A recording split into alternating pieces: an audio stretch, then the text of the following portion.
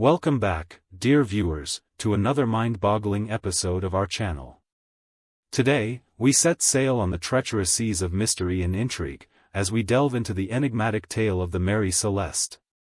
Clutch onto your life jackets, because this is no ordinary maritime tale. Picture this, December 4, 1872, like it was yesterday, somewhere in the vast Atlantic Ocean off the Azores Islands. The Canadian brigantine Dei Grazia is gracefully cutting through the waves, when suddenly, something catches their keen sailor's eye.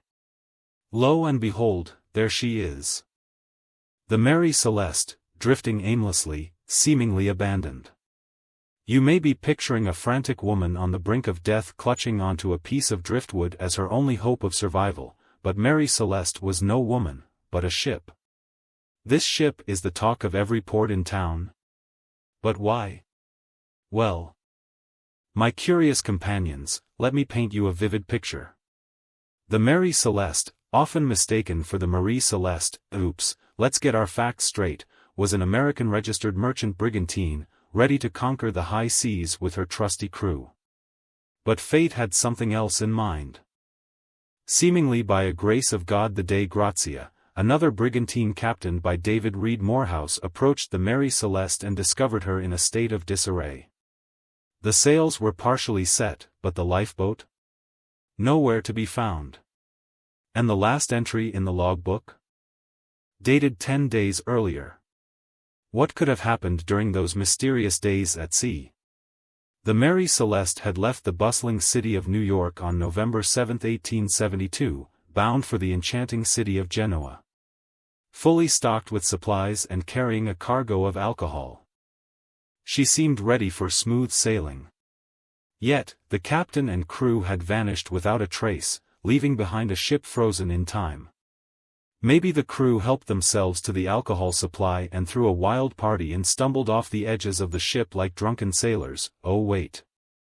Now, my curious companions, let's unravel the tale of the Mary Celeste from its very beginnings. The ship was berthed in the shipyard of Joshua Dewis in Spencer's Island, Nova Scotia, in 1861. Originally christened as Amazon, she crossed the Atlantic to London, encountering mishaps along the way, including collisions and sinkings. Quite the adventurous start, wouldn't you say? It's like she had a knack for adventure. But it wasn't until her transformation in 1868 that she gained her new name and ownership. Under the American flag, she became the Mary Celeste. Ready to embark on a new chapter in her seafaring life.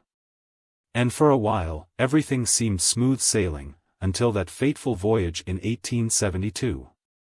Now, dear viewers, let's hoist the sails of speculation and venture into the realm of theories surrounding the Mary Celeste mystery. When the salvage hearings took place in Gibraltar, many possibilities were considered. Mutiny, piracy, and even insurance fraud were all on the table. But alas, no compelling evidence emerged to support these wild theories. So, what could have caused the sudden abandonment of the Mary Celeste? Some suggested alcohol fumes rising from the cargo, creating a hallucinogenic haze that drove the crew to desperate measures. Others believed in more fantastical explanations like submarine earthquakes, waterspouts, or even a monstrous encounter with a giant squid. And let's not forget the ever-present allure of paranormal intervention. Many theories were tossed around, but it was to no avail, and it seemed like no one was close to uncovering the mystery of the Mary Celeste.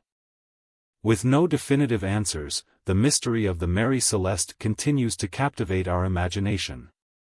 But the tale doesn't end here. After the Gibraltar hearings, the ship sailed under new owners, only to meet a tragic fate in 1885 off the coast of Haiti, as part of an attempted insurance fraud. But that's a story for another time. My dear companions, the Mary Celeste's inexplicable abandonment has inspired countless retellings, from documentaries to novels, plays, and even films. In fact, the renowned author Arthur Conan Doyle couldn't resist the allure and penned J. Habakkuk Jeffson's Statement, a short story based on this very mystery. Though he did misspell the ship's name as Marie Celeste, the tale became so popular that the altered name stuck in common usage. You'd think that an author who literally wrote the book on the detective that all other detectives bow down to would pay a little more attention to this little detail. The Mary Celeste, under the command of Captain Benjamin Briggs, embarked on its ill-fated journey from Pier 50 on the East River in New York City on November 5, 1872. Along with Briggs, his wife, and daughter, the ship carried 7 crew members as it set sail into the uncertain weather of New York Harbor. However, Briggs decided to wait for better conditions and anchored the ship off Staten Island. During this time, Sarah Briggs, the captain's wife, took the opportunity to write a letter to her mother-in-law, expressing her reliance on letters from her son, Arthur, and promising to remember any significant events on the voyage. 2 days later, the weather improved, and Mary Celeste departed the harbor, heading out into the vast expanse of the Atlantic Ocean. Little did they know that this voyage would mark the beginning of an enduring mystery.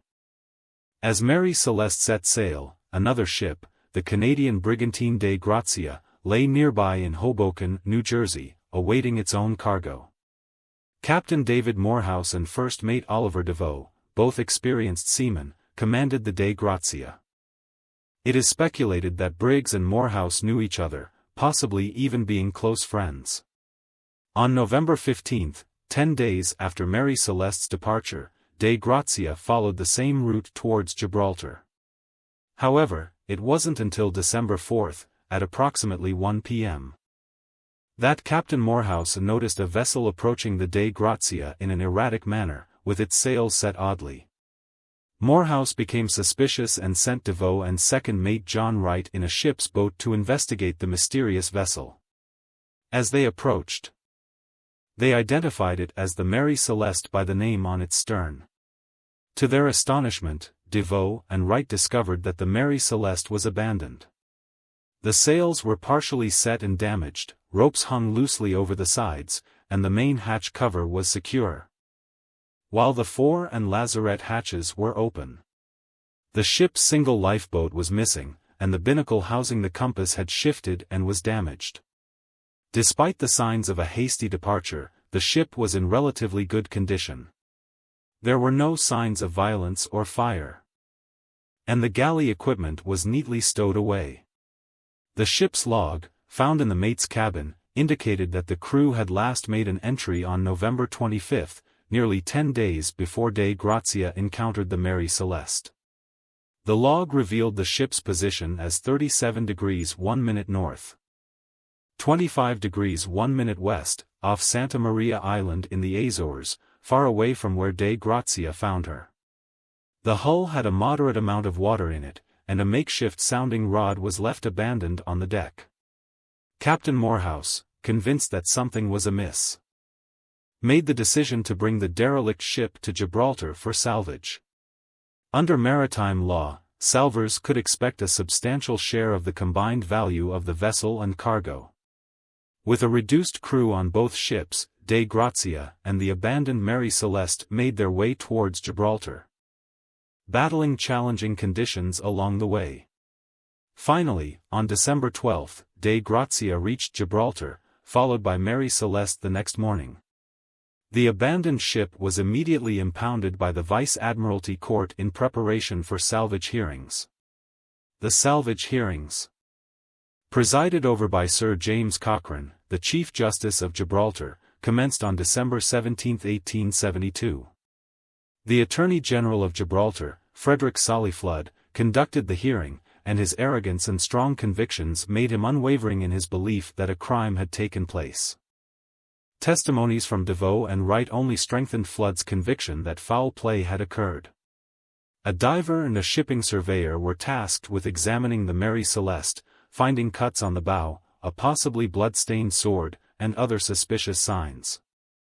Flood's theories centered around a mutiny and murder on board, suggesting that the crew had killed Briggs and the officers before fleeing in the missing lifeboat. However, subsequent scientific analysis of the supposed blood stains revealed they were not blood at all. Perhaps the sailors were short of a knife and used a sword to open up some ketchup packets. Additionally, a report commissioned by the American consul in Gibraltar discredited Flood's theories, stating that the marks on the bow were not man-made. With no substantial evidence to support his claims, Flood reluctantly released Mary Celeste from the court's jurisdiction on February 25, 1873. 2 weeks later, under a new crew, the ship finally departed Gibraltar for its intended destination, Genoa. The salvage payment awarded to Dei Grazia was far lower than expected, causing further suspicion and criticism. Captain Morehouse and his crew were forever tainted by the implication of wrongdoing, despite the lack of concrete evidence. The mystery of the Mary Celeste's abandonment would continue to captivate the public imagination for years to come, with various theories and speculations attempting to unravel the enigma of what transpired on that ill-fated voyage. While the evidence presented in Gibraltar failed to support Flood's theories of murder and conspiracy, suspicion of foul play persisted. Some newspaper reports briefly speculated that Winchester, the ship's owner, was involved in insurance fraud due to Mary Celeste being heavily overinsured. However, Winchester was able to refute these allegations, and no inquiry was conducted by the insurance companies that issued the policies. In 1931, an article in the Quarterly Review proposed another theory, suggesting that Captain Morehouse had laid in wait for Mary Celeste, lured Briggs and his crew aboard Dei Grazia, and killed them there. However, this theory disregarded the fact that Dei Grazia was a slower ship and would not have caught up with Mary Celeste before reaching Gibraltar. Another hypothesis suggested that Briggs and Morehouse were partners in a conspiracy to share the salvage proceedings. The alleged friendship between the two captains supported this theory. However, critics argue that such a plan would not involve creating such a high-profile mystery. Furthermore, if Briggs intended to disappear permanently, it remains puzzling why he left his son Arthur behind. Yet another theory proposed an attack by Riffian pirates who were active off the coast of Morocco in the 1870s. However, it is noted that pirates would have looted the ship, which was not the case as the personal possessions of the captain and crew were left undisturbed. In 1925, historian John Gilbert Lockhart put forward the theory that Briggs slaughtered everyone on board and then killed himself in a fit of religious mania. However, Lockhart later retracted this theory after speaking to Briggs's descendants. Various theories attempted to explain the mysterious abandonment, including natural phenomena. Some speculated that the crew abandoned the ship due to a false sounding caused by a malfunction of the pumps or other mishap, giving them the false impression that the vessel was rapidly taking on water. Another theory suggested that a severe waterspout strike occurred before the abandonment. The low barometric pressure generated by the waterspout could have driven water from the bilges up into the pumps, leading the crew to believe that the ship was in danger of sinking. Other explanations put forward include the possibility of encountering a displaced iceberg, the fear of running aground while becalmed, or a sudden submarine earthquake. However, the likelihood of an iceberg drifting so far south was deemed improbable, and the presence of other ships would have been expected to see it. The theory of becalming and drifting towards the Daliborat Reef was also questioned, as the ship was found with many of its sails furled. Another theory proposed that an explosion occurred in the hold due to the accumulation of gases from leaking alcohol barrels. This would have caused rumblings, the smell of escaping fumes, and possibly an explosion, prompting Captain Briggs to order the evacuation of the ship.